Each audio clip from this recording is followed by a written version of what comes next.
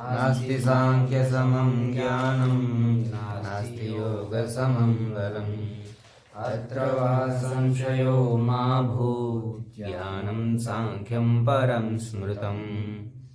ओम शांति शांति शांति। प्रकृति ही पुरुष के भोग और आपोर्ग को सिद्ध करती है।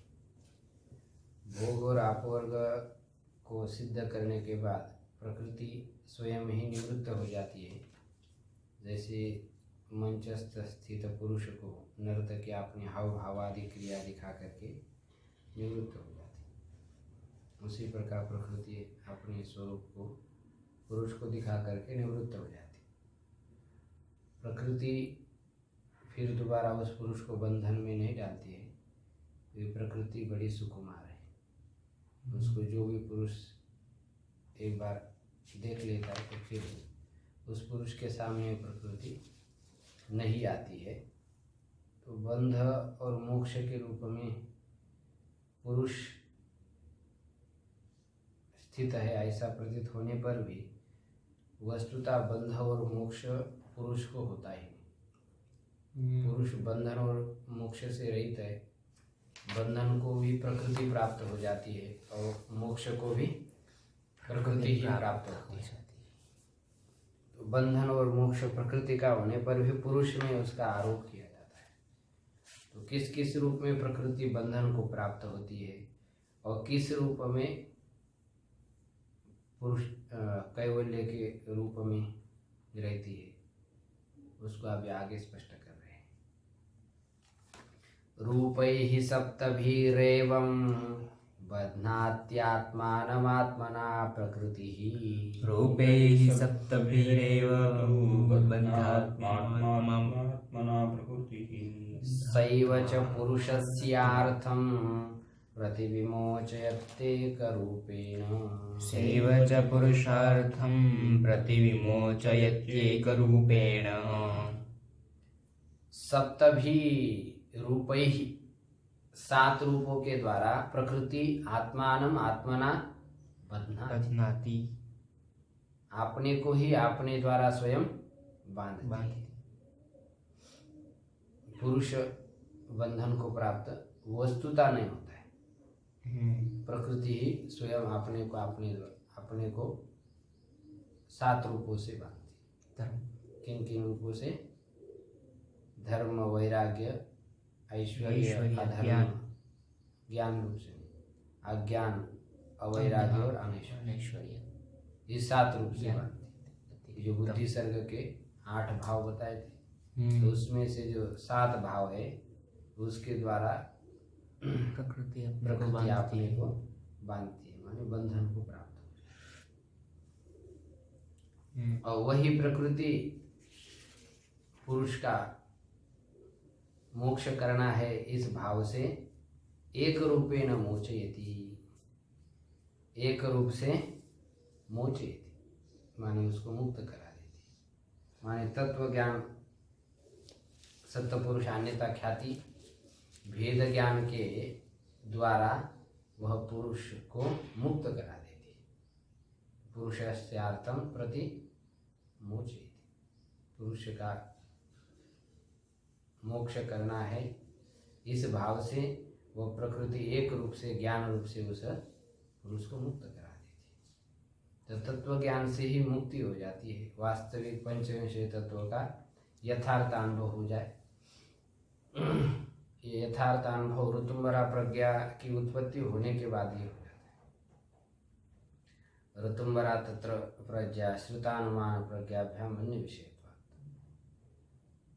उस सविकल्प समाधि की अवस्था में योगी को ऋतुम्बरा प्रज्ञा प्राप्त हो जाती है। ऋतुम्बरा प्रज्ञा में जो उत्पन्न ज्ञान होता है उसी ज्ञान से ही इन पंचविंशति तत्वों का करामल को उद्बोध हो जाता है। श्रुत और अनुमान से जो इन पंचविंशति तत्वों का बोध होता है वो अपरोक्ष बोध नहीं होता, परोक्ष बोध हो जाता है। ऋतुम्बरा बुद्धि की स्थिति में वो उसका अपरोक्ष बोध हो जाता है। तो तो सविकल्प समाधि में इसकी प्राप्ति हो जाती है। सविकल्प समाधि में मैं पुरुष और ये बुद्धि है, इस प्रकार का भेद ज्ञान उत्पन्न हो जाता है। ये भेद ज्ञान ही विवेक ख्याति है। पृथक्त्वेन जो ज्ञान हो रहा है उसको विवेक ख्याति कहते हैं। तो इस भेद ज्ञान के बाद फिर ये भेद ज्ञान को विषय करने वाली जो वृत्ति है उसका भी निरोध हो जाता है। निर्विकल्प समाधि अवस्था, सकल वृत्तियों का निरोध होने के बाद फिर ये चित्त वृत्ति संस्कारों के सहित प्रकृति में लीन हो जाती है और पुरुष केवली हो जाता है, शुद्ध स्वरूप में प्रतिष्ठित हो जाता है। उसकी तब मुक्ति हो जाती है।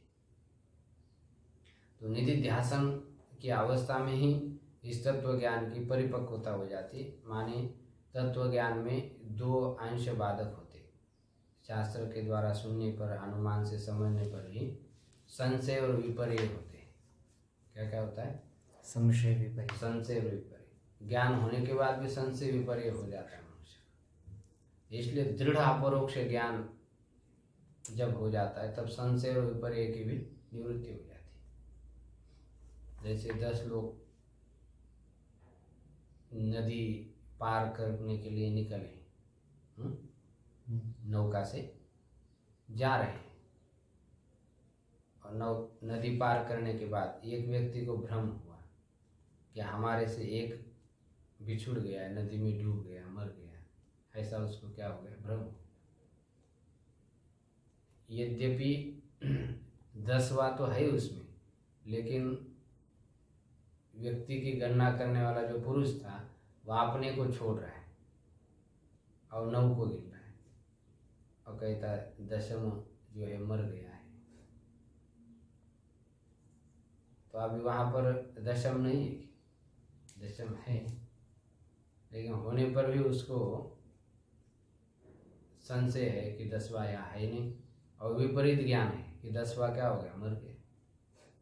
तो कोई दूसरा पुरुष आकर के बताता है अरे 10वां है। अब है कहने पर भी उसका अपरोक्ष ज्ञान तो नहीं होता है कि 10वां है। संदेह और परोक्ष ज्ञान ही उसको रहता है। और फिर उसको पूछता है कि कहाँ है 10वां, दिखाओ। तो उसको गिना कर दिखा देगा 1 2 3 4 5 6 7 8 9 और 10वां तुम ही हो। तो उसका संशय चला जाता है और उसको कौन सा ज्ञान हो जाता है? अपरोक्ष ज्ञान। 10वां तुम ही।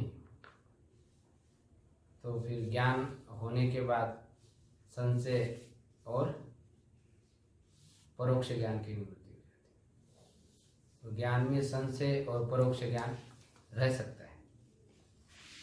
तो दोनों की निवृत्ति के लिए दृढ़ अपरोक्ष ज्ञान आवश्यक है। अपरोक्ष के ज्ञान के 2 विशेषण, दृढ़ अपरोक्ष ज्ञान। सामान्य श्रुत और अनुमान से जो ज्ञान होता है वो परोक्ष ज्ञान होता है, उसमें संदेह भी रहता है। ठीक है, देह इंद्रिय प्राण मन बुद्धि से वो आत्मा है, लेकिन वो कैसा हो सकता है? देह इंद्रिय की परिकल्पना करने के बाद तो कोई आत्मा का स्वरूप हो ही नहीं सकता। वो आत्मा मैं हूँ, कैसा संभव? ये संशय होता रहता है। और सांख्य शास्त्र के अनुसार वो आत्मा व्यापक है, तो व्यापक कैसा हो सकता है? ऐसे कुछ संदेह इसमें रहते हैं सूक्ष्म से। जैसा चिंतन करने लग जाते हैं तब शंका आ जाती है। चिंतन नहीं करते तो क्या होता है? संदेह नहीं आता है। जैसे जैसे चिंतन करते तो और दृढ़ निधि ध्यासन की अवस्था प्राप्त करके ही जब पुरुष को तत्व ज्ञान की प्राप्ति हो जाती है तो वो मोक्ष को प्राप्त हो जाता है। कैसे उसको ज्ञान प्राप्त होगा? कह रहे जो पढ़ा है अब इसी को क्या करना पड़ेगा? बार बार पढ़ना पड़ेगा। जो पदार्थ है वो सभी हमेशा विद्यमान ही है, वो कहीं संसार से बाहर है नहीं। बस इसका बार बार मंथन करें। दूध तो सामने दिखाई दे रहा है, लेकिन आप कहेंगे कैसा इसमें से घी निकाला? तो क्या करना पड़ेगा उसको? उसी दूध को दही बनाना पड़ेगा, फिर भिगोना पड़ेगा, फिर उसमें से क्या निकलेगा? मक्खन। हाँ, घी निकलेगा, बाद मक्खन निकलेगा। इसी प्रकार ये पुरुष तत्व इसी में है संसार में, लेकिन इस तत्वों का ठीक ठीक संशय विपर्य रहित होकर के बोध हो जाता है, तब उसका ज्ञान उत्पन्न हो जाता है। कैसे ज्ञान उत्पन्न होता है, क्या उस ज्ञान का स्वरूप है, उसको अभी आगे स्पष्ट कर रहे हैं। एवं तत्वाभ्यासान्नास्मिन् मे नाहमित्यपरिशेषम्। एवं तत्त्वाभ्यासान्नास्मिन् मे नाहमित्यपरिशेषम्। अविपर्ययात् विशुद्धं केवलम् उत्पद्यते ज्ञानम्। अविपर्यात् विशुद्धं केवलम् उत्पद्यते ज्ञानम्। एवं तत्वाभ्यासात्, तत्व का अभ्यास करने से माने बार बार चिंतन करने से, उसी की आवृत्ति बार बार करने से जो तत्व बताए वो अस्पष्ट स्पष्ट हो जाते, तब फिर पुरुष को बोध हो जाता है, नास्मि, मैं इस तत्वों में से कोई नहीं हूँ। नास्मि नाहम इति अपरिशेष, ना अहम अस्मि इति अपरिशेष। यह शरीर मेरा नहीं है, मैं इसमें से कोई नहीं, इस प्रकार अपरिशेषम माने विशुद्ध ज्ञान उसको पैदा हो जाता है। अपरिशेषम अविपर्यात विशुद्धम, विपर्य से भिन्न ऐसा विशुद्ध ज्ञान उसको पैदा हो जाता है। विपर्य संशय है, तो संशय से भिन्न विशुद्ध ज्ञान जो प्रकृति के गुणों के संबंध से रहित ऐसा जो विशुद्ध ज्ञान है, जब तक गुणों के साथ संबंध है तब अशुद्धि रहती है, गुणों के कार्य के साथ संबंध विच्छेद हो जाता है, उन कार्यों का अपने में आरोप नहीं होता है, तब वो जो ज्ञान होता है वो शुद्ध ज्ञान हो जाता है। ज्ञान में मालिन्य गुणों कृत ज्ञान के कारण ही आ जाता है। प्रकृति के गुणों के कारण जो ज्ञान होता है, उस ज्ञान के कारण शुद्ध स्वरूप जो तत्व स्वरूप ज्ञान है उसमें मालिन्य आ जाता है। तो तत्वाभ्यास करने से वह प्रकृति के गुणों से उत्पन्न जो ज्ञान है वो नष्ट होकर के केवल विशुद्ध उस पुरुष का ज्ञान उत्पन्न हो जाता है। तब उस समय उस ज्ञान से अतिरिक्त और वही जो ज्ञान है, उस ज्ञान से अतिरिक्त और दूसरा कोई ज्ञान मोक्ष का कारण नहीं होता है, वह ज्ञान ही मोक्ष का कारण हो जाता है। नास्ति नाहम एव भवामि, मैं वो शरीर नहीं हूँ, ऐसा उसको बोध हो जाता है। तो ज्ञान होने पर क्या हो जाएगा? तेन निवृत्त प्रसवाम अर्थवशात् सप्तरूप विनिवृत्ताम्। तेन निवृत्त प्रसवाम् अर्थवशात् सप्तरूप निवृत्ताम्। प्रकृतिं पश्यति पुरुषः प्रेक्षकवदवस्थितः स्वस्थः। प्रकृतिं पश्यति पुरुषः प्रेक्षकवदवस्थितः स्वस्थः।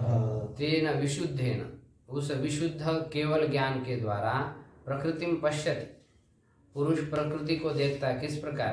प्रेक्षकवत, प्रेक्षक के तुल्य देखता है। जैसे प्रेक्षक सब देखते हैं, बस देख करके मजा ले लेते हैं, हंसते हैं, और फिर कहीं अच्छा दृश्य हो जाता है तो प्रसन्न होते, खराब देखता है तो थोड़ा सा दुखी भी हो जाते, लेकिन उसका उनके साथ कोई संबंध नहीं रहता। प्रेक्षक के समान वो तटस्थ रहता है। इसी प्रकार उस प्रकृति को वो पुरुष देखता है, और प्रकृति जो है वो केवल नर्तकी है ऐसा समझ करके वो अपने कुछ भोग मेरे को दे करके वो स्वयं निवृत्त हो जाते, ऐसा पुरुष समझता है। निवृत्त प्रसवाम अर्थवशा, निवृत्तः प्रसवः यस्या, उसका जो कार्य है वह स्वयं निवृत्त हो जाता है।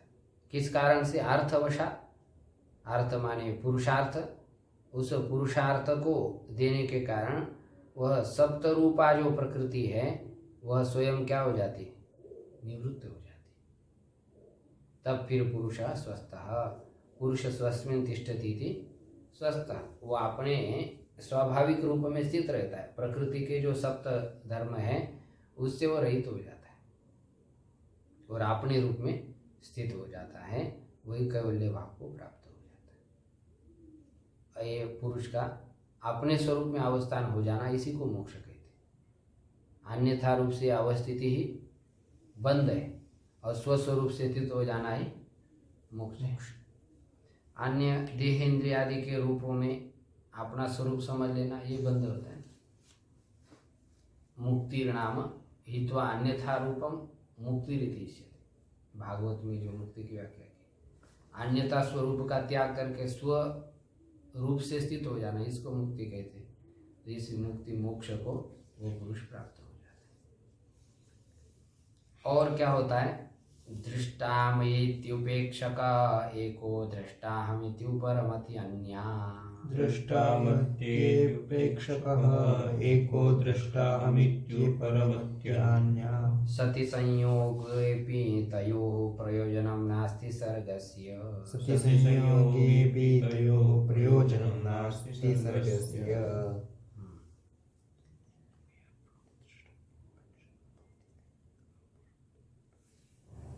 दृष्टामया, मेरे द्वारा यह प्रकृति देखी गई है। इस प्रकार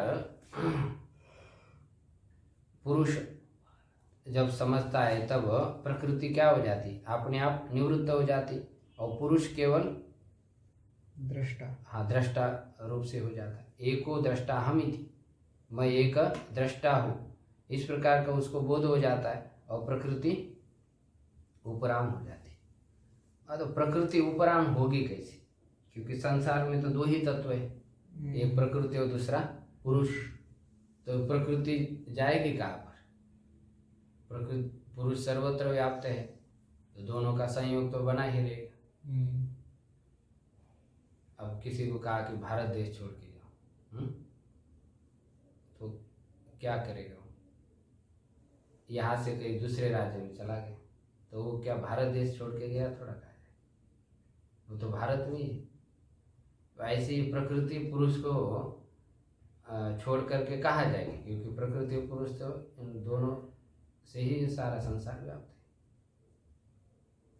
है। कह रहे वो प्रकृति पुरुष से उपरत होती है, मतलब फिर वो दोबारा भोग और भोग के रूप में उसके सामने उपलब्ध नहीं होती। जैसे जिसके ऊपर पैसा है उसको कहते आधमरण, जो पैसा देने वाला उसको कहते उत्तमरण। एक बार आधमरण ने उत्तमरण को पैसा दे दिया, ऋण चुका दे दिया, अब फिर दोबारा उनका संबंध यदि हो भी जाए तो संबंध कोई प्रयोजन निमित्तक नहीं होता। हो भी जाए तो कोई उससे कोई क्षति नहीं, ना उन दोनों में कोई भेद होता है, वही मनुष्य होता है, कुछ नहीं होता। तो कोई प्रयोजन मूलक कोई उनका संबंध नहीं होता। हाँ, जब तक आधमरण पैसा नहीं देता है तब तक उत्तमरण फिर उसको डांटता रहता है, तुमने दिया नहीं, अभी इतने साल से तुमने पैसा नहीं दिया, इसके बाद तुमको इसका वो दुगुना देना पड़ेगा, ऐसा कुछ उसको डांटता रहता है। और एक बार सब ब्याज के सहित मूल दे दिया तो फिर दोबारा मिलने के बाद भी उनमें कोई ऐसा विचित्र व्यवहार नहीं होता। ठीक इसी प्रकार ये प्रकृति मोक्ष और भोग जब दे देती है तो उसके बाद पुरुष के संपर्क में आ भी जाए, क्योंकि प्रकृति क्या है, व्यापक है और पुरुष भी कैसा व्यापक। तो भोग्य रूप से या बंधन के रूप से वो प्रकृति पुरुष के सामने उपस्थित नहीं होती, क्योंकि ये जो शरीर है पुरुष को जो दिया हुआ ये किसका है, प्रकृति का है। तो जब तक उस शरीर का प्रारब्ध है तब तक प्रकृति उसके साथ रहेगी, रहने पर भी वो प्रकृति बंधन के रूप में उसके सामने उपस्थित नहीं होती।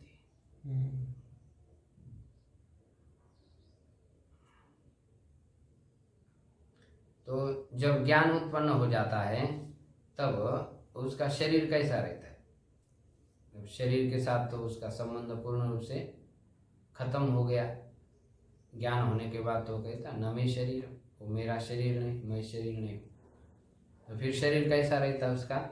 तो आगे उसको स्पष्ट कर रहे हैं, सम्यक ज्ञानाधिगमा धर्मादीनाम कारण प्राप्त।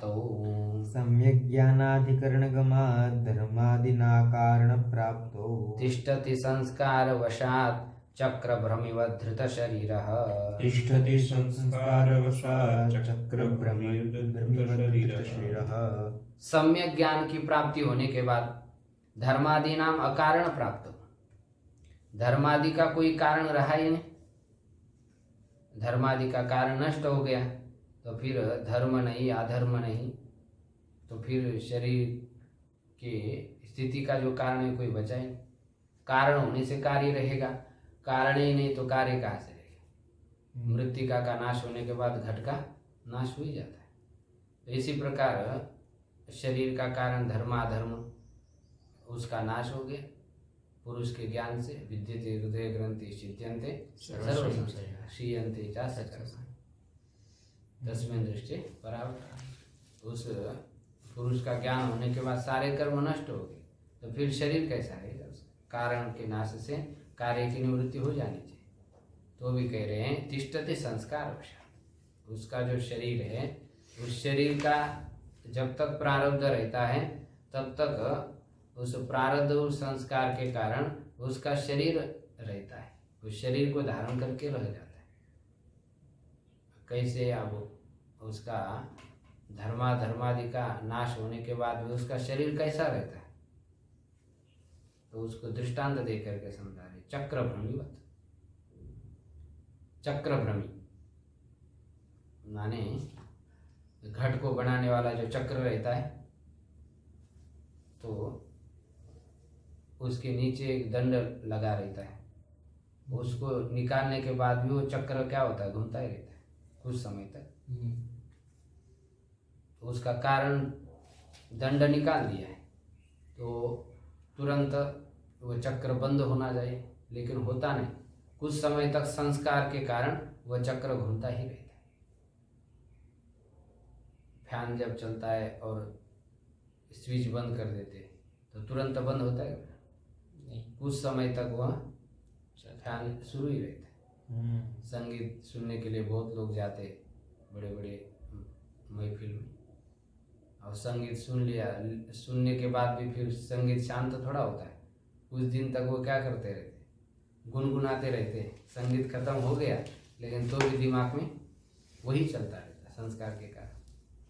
तो वैसे ही ज्ञान के कारण धर्माधर्म की निवृत्ति होने पर भी संस्कार के कारण वो शरीर कुछ दिन तक रहता है। नहीं तो पुरुष का साक्षात्कार होने के बाद शरीर गिर जाएगा तो ज्ञान एक क्या हो जाएगी? बीमारी हो जाएगी। बोले इनको क्या हो गया? डायबिटीज हो गई, हार्ट अटैक आ गया, इनको क्या हो गया? कुछ एक्सीडेंट हो गया, इनको क्या हो गया? कोरोना हो गया, और इनको ज्ञान हो गया, इसलिए चले। तो ज्ञान क्या हो जाएगा? बीमारी हो जाएगी। तो इसलिए ज्ञान होते तुरंत शरीर नष्ट नहीं होता है। ज्ञान होने के बाद भी यदि शरीर का प्रारब्ध है तो कुछ समय तक वो रहता है। और ज्ञान होते ही शरीर यदि गिर जाएगा तो श्रुतियों में स्मृतियों में जो कहा गया है कि ज्ञान प्राप्ति के लिए किसके पास चले जाए? समित पानी श्रोत्रियम ब्रह्मनिष्ठ। समित पानी हाथ में समिधा लेकर के श्रोत्रिय ब्रह्मनिष्ठ गुरु के पास चले जाए। अब गुरु तो ज्ञान होते ही मर गए, तो किसके पास ज्ञान की प्राप्ति के लिए चले?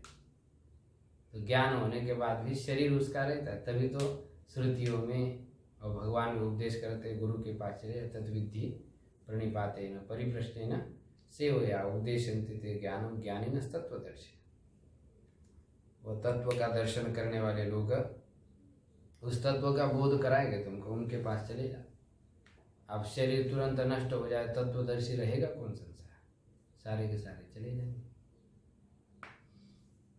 तो इसलिए ज्ञान होने के बाद भी धर्मादि कारण नहीं होने पर भी तिष्ठते संस्कार वशात् धृत शरीर, संस्कार के कारण वह शरीर धारण करते हुए रहता है चक्रभ्रमीवत। जैसे चक्र का जो डंडा निकाल देने के बाद भी कुछ समय तक वह चक्र घूमता रहता है, उसमें घट भी घूमता रहता है। तो ज्ञान होने के बाद अतीत और भविष्य जो कर्म है उसके साथ उसका संबंध नहीं होता है, वर्तमान कर्म के साथ भी उसका संबंध नहीं होता है, केवल प्रारब्ध के कारण ही उस शरीर को धारण किया हुआ रहता है। इसी अवस्था को जीवन मुक्त अवस्था कहते हैं। और शरीर छूटने के बाद जो अवस्था होती है उसको विदेह कैवल्य कहा जाता है। तो किस प्रकार वो होता है उसको आगे स्पष्ट कर रहे हैं। प्राप्ते शरीर भेदे चरितार्थत्वात् प्रधान विनिवृत्तौ। प्राप्ते शरीर भेदे चरितार्थत्वात् प्रधान विनिवृत्तौ। ऐकान्तिकमात्यन्तिकमुभयं कैवल्यमाप्नोति। एकान्तिकमात्यन्तिकम् उभयं कैवल्यमाप्नोति।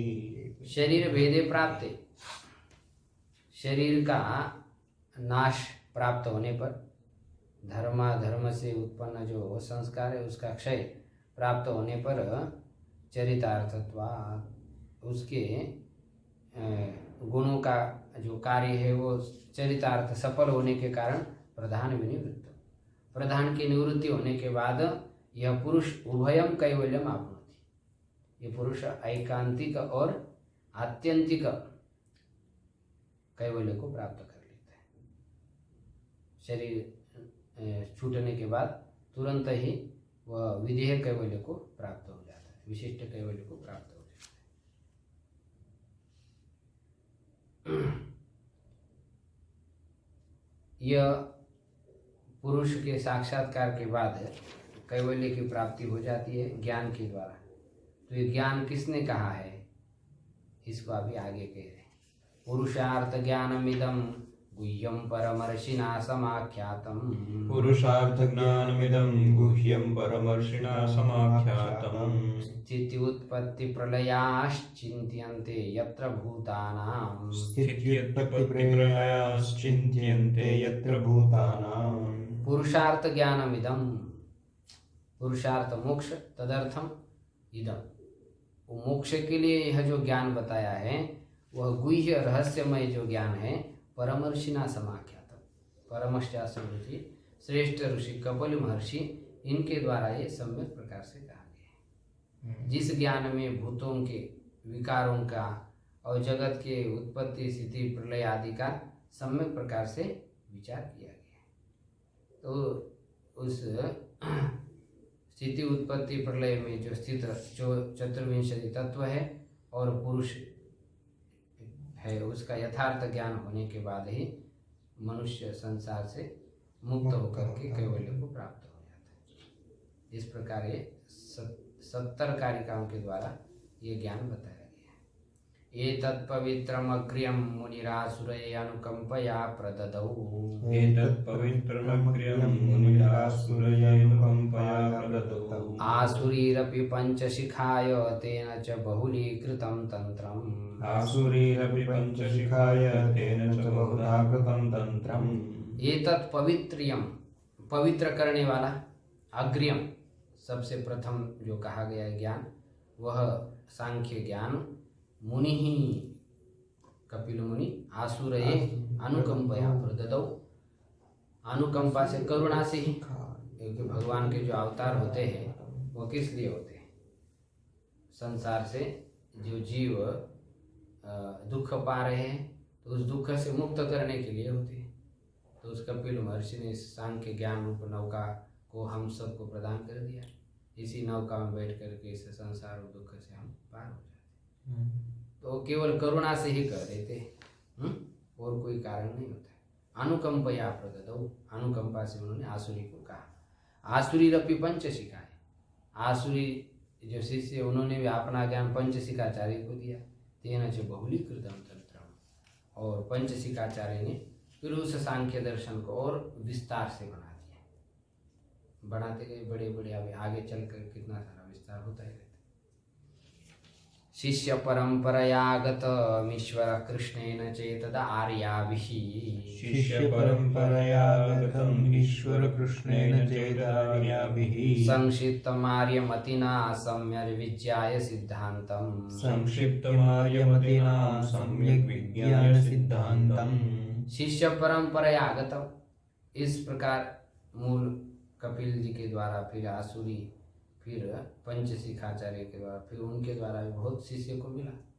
तो शिष्य परंपरा से जो आया हुआ यह ज्ञान ईश्वर कृष्ण ने मया, मुझे ईश्वर कृष्ण के द्वारा चेतद आर्या भी, इन आर्या छंद के द्वारा संक्षिप्त, मैंने संक्षिप्त से आर्यमतिना, मुझे संस्कृत बुद्धि वाले के द्वारा यह सम्यक विद्या, सम्यक जान करके इसको मैंने सिद्धांतितम यहाँ पर निर्णित कर दिया है, यहाँ पर लिख दिया है। सप्तत्याम किल यो अर्थास्ते अर्थाः कृष्णस्य षष्ठीतन्त्रस्य सप्तत्या किल योऽर्थास्ते अर्थाः कृष्णस्य षष्ठीतन्त्रस्य आख्यायिका विरहिताः परवादविवर्जितश्चेति आख्यायिका विरहिता परवादविवर्जिताश्चापि सप्तत्याम माने 70 कारिकाओं में जो अर्थ बताए हैं वे सारे अर्थ षष्ठी तंत्र से, कृष्ण माने संपूर्ण अर्थ षष्ठी तंत्र, ये सांख्य शास्त्र को ही कहा जाता है। उस सांख्य शास्त्र के मैंने कहे हैं, और इस अर्थ में कोई आख्यायिका नहीं है। जैसे कोई सिद्धांत बताना होता है तो आख्यायिका दी जाती है, ऐसे आख्यायिका इसमें नहीं। और दूसरे मतांतर का भी यहाँ पर खंडन भी नहीं किया गया है, केवल सांख्य में अभिमत जो ज्ञान है उसी ज्ञान को इसमें बताया है। आख्यायिका विरहिता, आख्यायिका से रहित, और परवाद विवर्जिताश्चापि, परवाद के रहित भी है, माने खंडन आदि से भी रहित है। दूसरे और दर्शन पढ़े हैं तो उसमें खंडन मंडन आदि का भी विचार किया जाता है, इसमें वैसा नहीं है, केवल शुद्ध सांख्य ज्ञान को ही हमने आपको बताया। इस प्रकार 72 कारिका पूरी हो गई। 2 कारिका से शिष्य परंपरा आदि के बारे में बताया कि ज्ञान हमको कैसा प्राप्त हो। ईश्वर कृष्ण जी के द्वारा विरचित ये 72 कारिका है। इस 72 कारिका का ही सभी लोग स्वाध्याय करके समझते हैं कि आपने को सांख्य दर्शन का ज्ञान पूर्ण हो, ऐसा समझते। इसमें जो गौड़पाद भाष्य है वो संक्षिप्त से उस कारिकाओं का अर्थ बताता है, और फिर जो सांख्य तत्व को मुझे और विस्तार से उसमें भी सूक्ष्म सूक्ष्म अर्थ लिखे रहते, यथा समय उन सभी ग्रंथ का स्वाध्याय करके इसके अर्थ को आत्मसात कर लेना चाहिए। ओम पूर्णमदः पूर्णमिदं पूर्णात् पूर्णमुदच्यते पूर्णस्य पूर्णमादाय पूर्णमेवावशिष्यते। ओम शांति शांति शांति।